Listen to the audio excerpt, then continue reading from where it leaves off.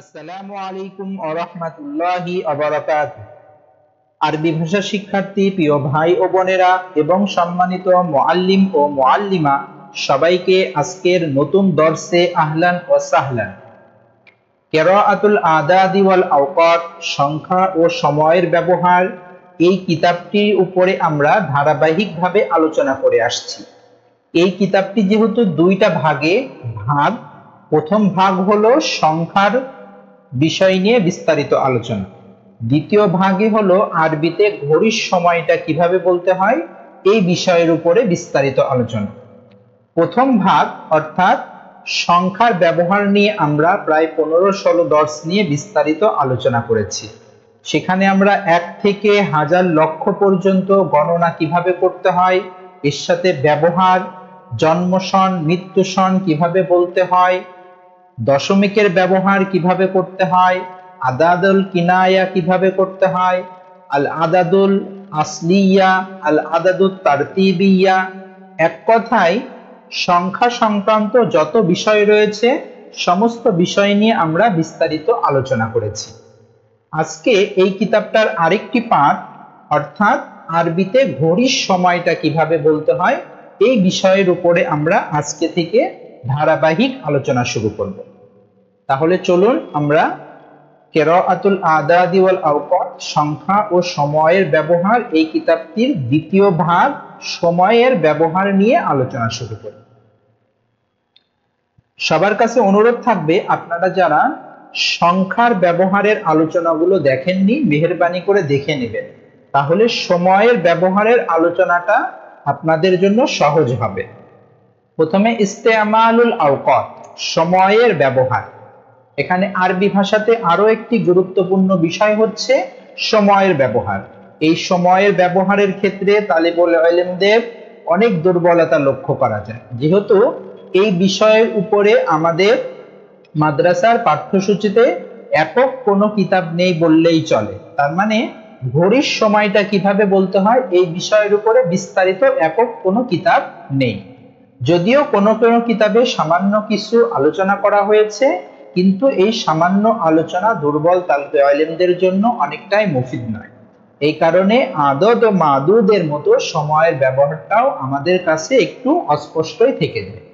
তাই আমরা এই কিতাবের শেষের অংশে আরবিতে সময়ের ব্যবহার নিয়ে বিস্তারিত আলোচনা করছি। যেহেতু সময়ের ব্যবহারের মাঝে আদদ ও মাদুদই হলো মূল, তাই আদদ ও মাদুদ শেখার পরে সময়ের ব্যবহারটা তালিবুল ইলমদের কাছে তেমন কঠিন মনে হবে না, বরং তারা আদদ ও মাদুদের উপরে বেশি বেশি করে তামরিন করার সুযোগ পায়। তাহলে তারিখুস সাআ, প্রথমে আমরা ঘড়ির ব্যবহার শুরু করার আগে এই ঘড়ি সংক্রান্ত আমরা একটা ইতিহাস ছাত্রছাত্রীদের কাছে তুলে ধরব, যাতে তারা সহজেই বুঝতে পারে এই ঘড়ি আসলে কোথা থেকে সূচনা হয়েছিল, কিভাবে সূচনা হয়েছিল, এর একটা সংক্ষিপ্ত ইতিহাস। ঘড়ির ইতিহাস। এখানে দেখেন, এক সময় ছিল যখন মানুষ সাধারণ জীবন যাপন করত, সেই সময় মানুষের কাজকর্মের জন্য ঘড়ির প্রয়োজন ছিল না। তখন সময় নির্ধারণের জন্য মানুষের একমাত্র অবলম্বন ছিল সূর্য। সূর্য উঠলেই দিন শুরু হতো, আবার ডুবে গেলে রাত, এইভাবেই চলছিল তাদের জীবন। পরে মানুষ যখন আরো বুঝতে শিখলো, তখন তারা দেখলো প্রতিদিন সূর্য একটা নির্দিষ্ট পথে চলাচল করে। সেই থেকে মানুষ সূর্য উদয় আর অস্ত যাওয়া থেকে সময়ের হিসাব করা শিখলো। এরপর তারা দেখলো সূর্য আলো যেই বস্তুর উপরে পড়ে তার ছায়া একটা নির্দিষ্ট জায়গায় কখনো স্থির থাকে না, দিন বাড়ার সাথে সাথে ছায়াও সরে যায়। তখন মানুষ মাটিতে কোনো বস্তুর ছায়ার বিভিন্ন অবস্থান চিহ্ন করতে লাগলো, মাটিতে দাগ কেটে কিংবা পাথর সাজিয়ে ছায়ার চিহ্ন করতে লাগলো। সাধারণত এই পদ্ধতিটি উদ্ভাবন থেকেই মানব ইতিহাসের প্রথম ঘড়ির জন্ম হলো।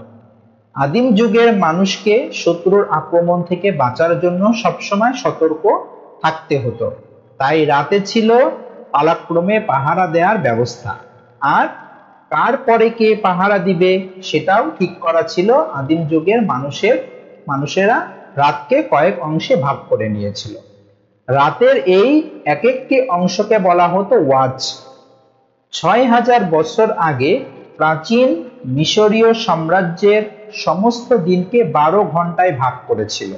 তার মানে আমরা যারা ঘড়ি ব্যবহার করি তারা জানি দিনে 12 ঘন্টা, রাত্রে 12 ঘন্টা, এই হিসাবে ভাগ করা হয়েছিল মিশরীয় সাম্রাজ্য থেকে। এছাড়া খ্রিস্টপূর্ব 2700 অব্দে চীনারাও একইভাবে সময়কে ভাগ করেছিলেন। গ্রিকদের মধ্যে প্রচলন ছিল দিন ও রাতকে 12 ঘন্টায় ভাগ করার এই পদ্ধতি। খ্রিস্টীয় 13 শতকের প্রথম দিকে ঘন্টার হিসাব চালু করা হয়। মিশরীয় গণিত আবুল হাসান এই প্রথা চালু করেন। তিনি প্রথম দিনকে সমান 12 ঘন্টায় ভাগ করেন, ফলে দিন রাত মিলে মোট 24 ঘন্টা প্রচলন হয়। এরপরে আস্তে আস্তে প্রযুক্তির উন্নতির ফলে নানা ধরনের ঘড়ির আবির্ভাব হতে থাকে। সেই প্রাচীনকালে সূর্য ঘড়ি থেকে আজকের আধুনিক স্মার্ট ওয়াচ। এখন আমরা তোমাদেরকে বিভিন্ন ঘড়ির সাথে পরিচয় করিয়ে দেব, তাহলে তোমরা জানতে পারবে ঘড়ির বিবর্তন কিভাবে সম্পর্কে কিছু অদ্ভুত ইতিহাস। প্রথমে হলো সূর্য ঘড়ি।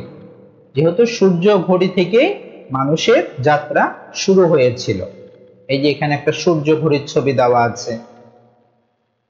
ঘড়ির ব্যবহার সর্বপ্রথম শুরু হয় সূর্য ঘড়ি এর মাধ্যমে। কবে সর্বপ্রথম এই সূর্য ঘড়ি আবিষ্কার হয়েছিল তা জানা যায়নি, তবে সবচেয়ে প্রাচীন যে সূর্য ঘড়ি পাওয়া যায় তা খ্রিস্টপূর্ব 150 অব্দে মিশরে নির্মিত হয়। সূর্য ঘড়ির গঠন খুব সাধারণ, এতে লম্বা একটি কাঁটা বা নির্দেশনা থাকতো। এটি এমনভাবে একটি ডায়ালের সাথে লেগে থাকতো যাতে কাঁটার ছায়া ডায়ালটিতে পড়তো। ডায়ালটির গায়ে বিভিন্ন ঘন্টা ও মিনিট নির্ধারণের জন্য চিহ্ন দেওয়া থাকতো। দিনের বিভিন্ন সময়ে কাঁটাটি ছায়া ডায়ালের বিভিন্ন স্থানে পড়তো। এই ছায়া থেকে সময় নির্ধারণ করা হতো। পৃথিবীর বহু দেশে এই সূর্য ঘড়ির প্রচলন ছিল। ছোট থেকে শুরু করে বিশাল আকৃতি হতো এই সূর্য ঘড়ি। কিছু ছোট সূর্য ঘড়ি ছিল যা মানুষের পকেটে কিংবা হাতে নিয়ে ঘুরে বেড়াতে পারত। আবার বিশাল আকৃতির সূর্য ঘড়ি বানানো হয়েছিল রাস্তার ধারে কিংবা পার্কে, যাতে মানুষ সহজেই সময় জানতে পারে। এই যে এখানে দেখেন একটা সূর্য ঘড়ি, এখানে সংখ্যা টাইম নির্ধারণ করে দেওয়া আছে। এইভাবে আলো পড়তো, যেখানে গিয়ে আলো পড়তো মানুষজন তখন সেটাকে ওই ঘন্টা হিসেবে বিবেচনা করে নিত। তারপরে সূর্য ঘড়ির পরে মানুষজন তারকা ঘড়ি আবিষ্কার করে। তারকা দেখে সময় নির্ধারণ করা। তারকা দেখে সময় এই কারণে নির্ধারণ করা হতো, যেহেতু সূর্য ঘড়ি এটা দিনে কাজ করত, যদি সূর্য উঠতো তখন কাজ করত, কিন্তু রাত্রে মানুষজন সময় কিভাবে জানবে, এই জন্য তারকা মাধ্যম দিয়ে তারা রাত্রের সময় নির্ধারণ করত।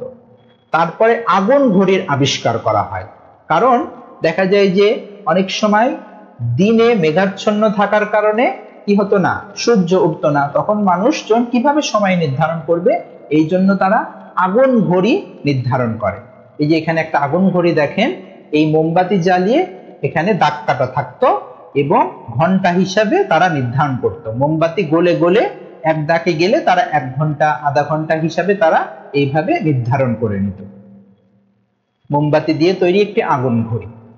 তারপরে জল ঘড়ি। আগুন ঘড়িরও কিছু সীমাবদ্ধতা ছিল।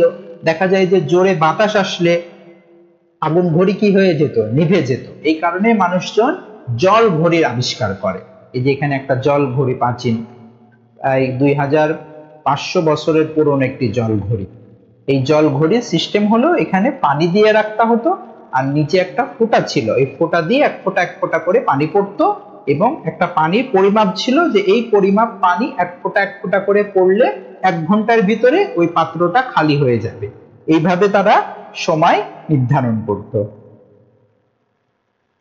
তারপরে হলো জল ঘড়ির পরে বালু ঘড়ি। জল ঘড়ির একটা সমস্যা ছিল, যেগুলো বরফ দেশ, সেই দেশে পানি বরফ হয়ে যেত, মানে যেসব দেশে প্রচুর শীত পড়ে ওই দেশগুলোতে পানি বরফ হয়ে যেত। এই কারণে মানুষজন তখন এই বালি ঘড়ি আবিষ্কার করেন।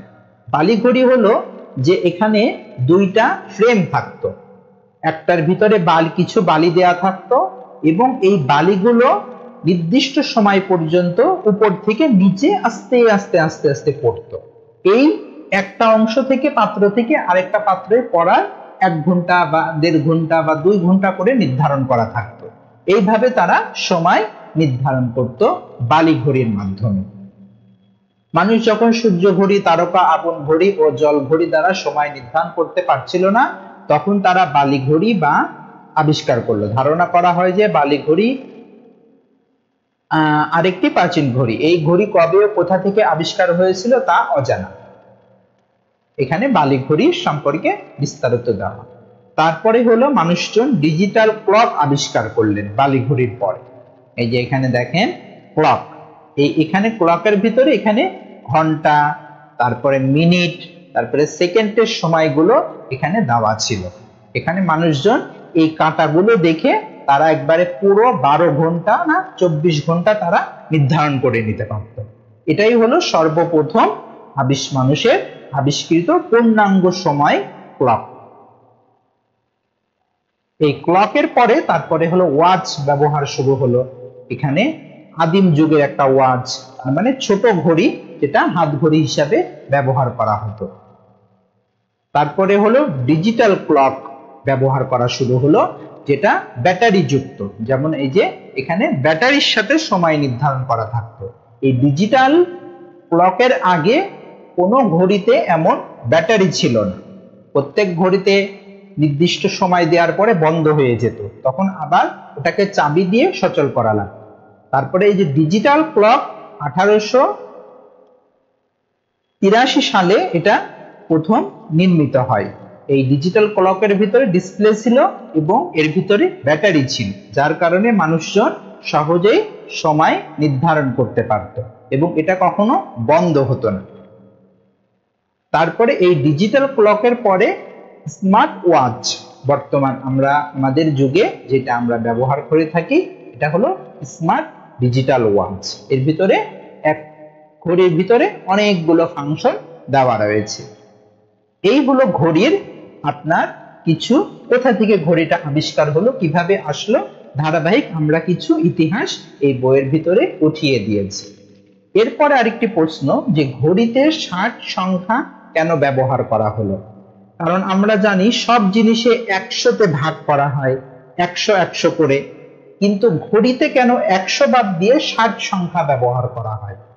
এখানে এই বিষয়টার উপরে সংক্ষেপে একটা ইতিহাস তুলে ধরা হয়েছে যে কিসের কারণে 60 সংখ্যা ব্যবহার করা হয়। যেমন 60 সেকেন্ডে 1 মিনিট, 60 মিনিটে 1 ঘন্টা, এইভাবে 60 সংখ্যা কিসের জন্য ব্যবহার করা হলো, 100 না ব্যবহার করে। এখানে সংক্ষিপ্ত একটা ইতিহাস দেওয়া আছে।